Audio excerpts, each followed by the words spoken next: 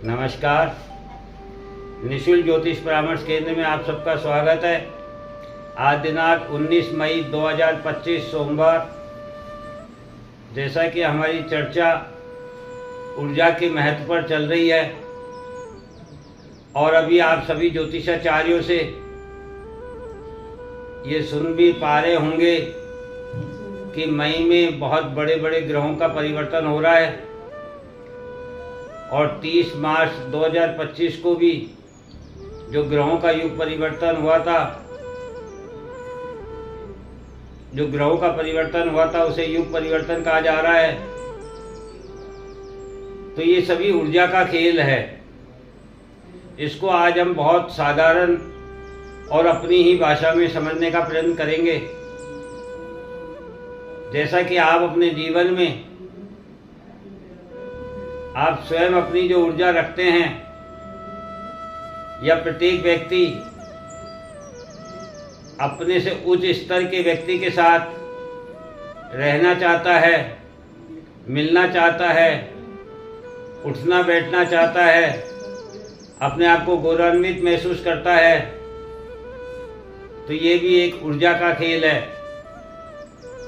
क्योंकि आप जब अपने से किसी निम्न स्तर के व्यक्ति के साथ या निम्न स्तर के स्थान पर होते हैं और उस जगह की उस व्यक्ति की ऊर्जा आपकी ऊर्जा से ज़्यादा पावरफुल होती है, तो आपके विचारों में जो परिवर्तन होता है वह निम्नता की ओर जाता है और आप उसके गुणों को अपने गुणों में शामिल कर लेते हैं।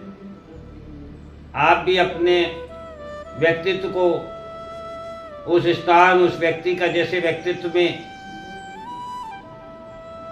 मिला देते हैं, निर्माण कर लेते हैं।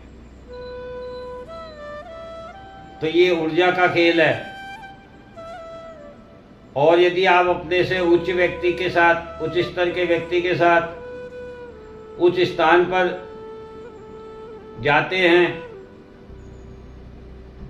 और आप वहाँ की ऊर्जा को अडॉप्ट करते हैं, अपने में शामिल करते हैं, तो आप उच्चता की ओर बढ़ते हैं, आप गौरवान्वित महसूस करते हैं। लोग आपको जब जानना चाहते हैं, पहचानना चाहते हैं, तो आपकी परिभाषा इसी ऊर्जा के रूप में दी जाती है। मान लीजिए आपके क्षेत्र के पार्षद हैं और आप उनके साथ सदा हर कार्यक्रम में दिखते हैं, तो आपके क्षेत्र के सभी लोग आपको पार्षद के साथी के रूप में जानते और पहचानते हैं।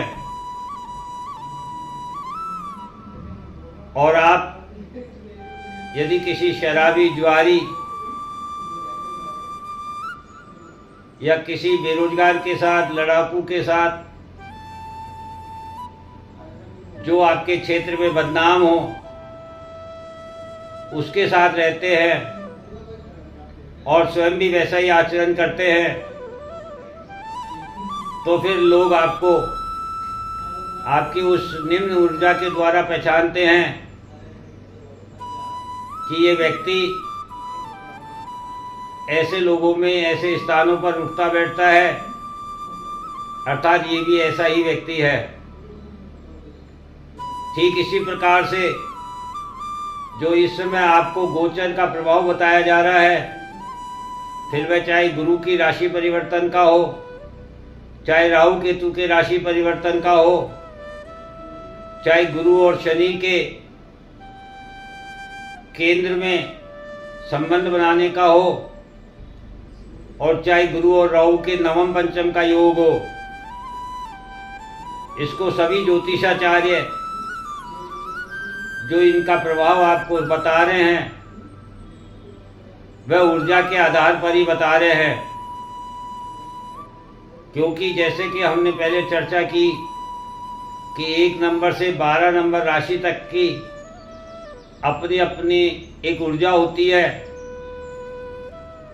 उस ऊर्जा में भी अपना अपना एक स्वभाव होता है। ठीक इसी प्रकार से आपके लग्न के समय जो आपको राशि प्राप्त हुई है,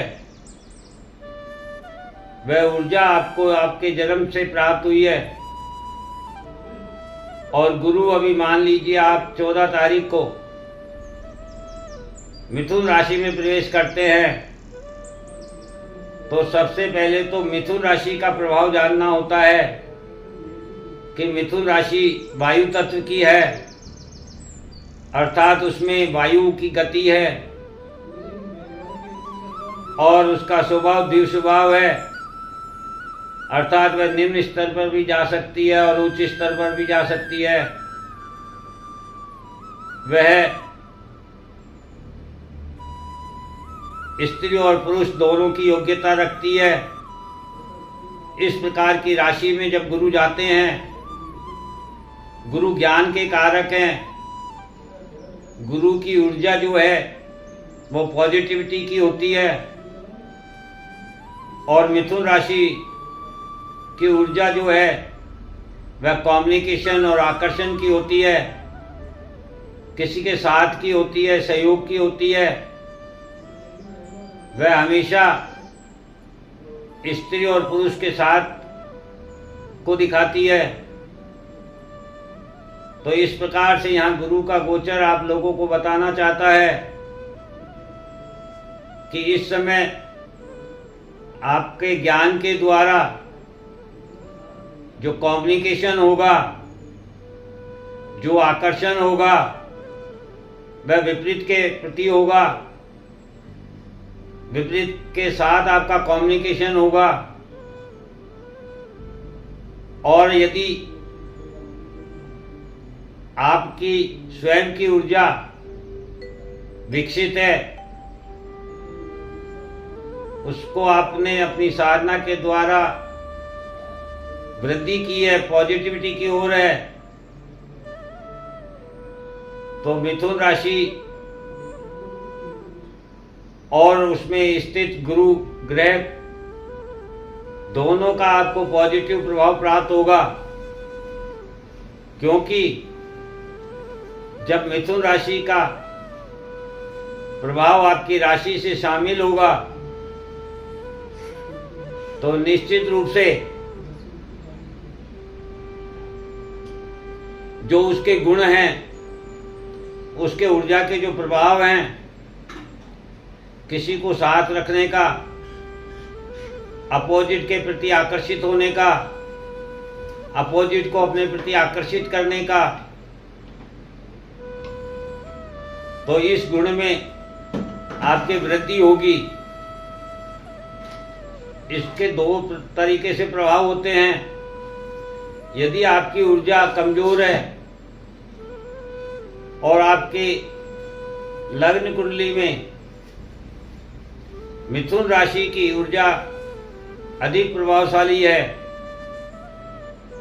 तो फिर आप किसी को आकर्षित करने के स्थान पर आप किसी और के द्वारा आकर्षित किए जाएंगे, अर्थात आप उसके प्रभाव में चले जाएंगे। ठीक इसी प्रकार से गुरु की जो ऊर्जा है, यदि आपकी ऊर्जा आपने अपनी साधना के द्वारा विकसित की है, वृद्धि की है, उसमें पॉजिटिविटी है, तो आपके लग्न कुंडली में गुरु भले ही नीच के हों, वक्री हों या किसी शत्रु ग्रह के घर में हों या किसी शत्रु के साथ हों, तब भी इस गोचर का प्रभाव आपको शुभ प्राप्त होगा। क्योंकि जब आपकी ऊर्जा अधिक प्रभावशाली होगी तो गुरु जिस घर से भी आपके लग्न कुंडली के से गोचर करेंगे, उस भाव में वे आपकी ऊर्जा के साथ शामिल होकर पॉजिटिविटी लाएंगे। और वह आपको शुभ ज्ञान प्रदान करेंगे, शुभ दिशा प्रदान करेंगे। जो आकर्षण आप में आना चाहिए, जो लोग आपके प्रति आकर्षित होने चाहिए, वे भी आपको उच्च ज्ञान की तरह देखेंगे, अर्थात सम्मान प्रदान करेंगे। और आपके कम्युनिकेशन में भी वृद्धि होगी, अर्थात लोग आपको सुनना चाहेंगे। और यदि आपकी लग्न कुंडली में गुरु की ऊर्जा आपके स्वयं की ऊर्जा से अधिक प्रभावशाली है और वे गुरु अभी आपके किसी ऐसे भाव से गोचर कर रहे हैं जो आपको कष्ट प्रदान कर सकता है, वह चाहे ऋण रोग शत्रु का हो, चाहे छठा भाव हो, अष्टम भाव हो, तो ऐसे स्थानों से जब गुरु गोचर करेंगे तो आपकी संगत, आपको जो लोग मिलेंगे वे ज्ञान के रूप में आपके शत्रु हो सकते हैं, वे ज्ञान के रूप में आपको रोगी बना सकते हैं, वे अपने ज्ञान के रूप में आपको ऋणी बना सकते हैं। इस प्रकार से ये ऊर्जा समय समय पर परिवर्तित होती रहती है। जिस प्रकार से हम अपने जीवन में विभिन्न स्थानों पर जाते हैं तो वहाँ की ऊर्जा से प्रभावित होते हैं या वहाँ की ऊर्जा हमसे प्रभावित होती है, या जिन लोगों में हम उठते बैठते हैं उन लोगों से हम प्रभावित होते हैं या वे लोग हमसे प्रभावित होते हैं। और इसी प्रकार से ये ऊर्जा कार्य करती है। किसी स्थान पर आप जाते हैं तो आपकी ऊर्जा यदि प्रभावशाली है तो वहाँ आपको सम्मान प्राप्त होता है, सब लोग आपको सुनना चाहते हैं, आपके प्रति आकर्षित होते हैं। और यदि उस स्थान की ऊर्जा या उस व्यक्ति की ऊर्जा आपसे ज़्यादा प्रभावशाली है तो आप उसे सुनते हैं, आप उस स्थान पर अपने आप को निम्न मानते हैं, आप उस स्थान पर स्थित व्यक्ति को सम्मान देते हैं, अर्थात आपका सम्मान का स्तर उस व्यक्ति उस स्थान से निम्न होता है। यही ऊर्जा का खेल है।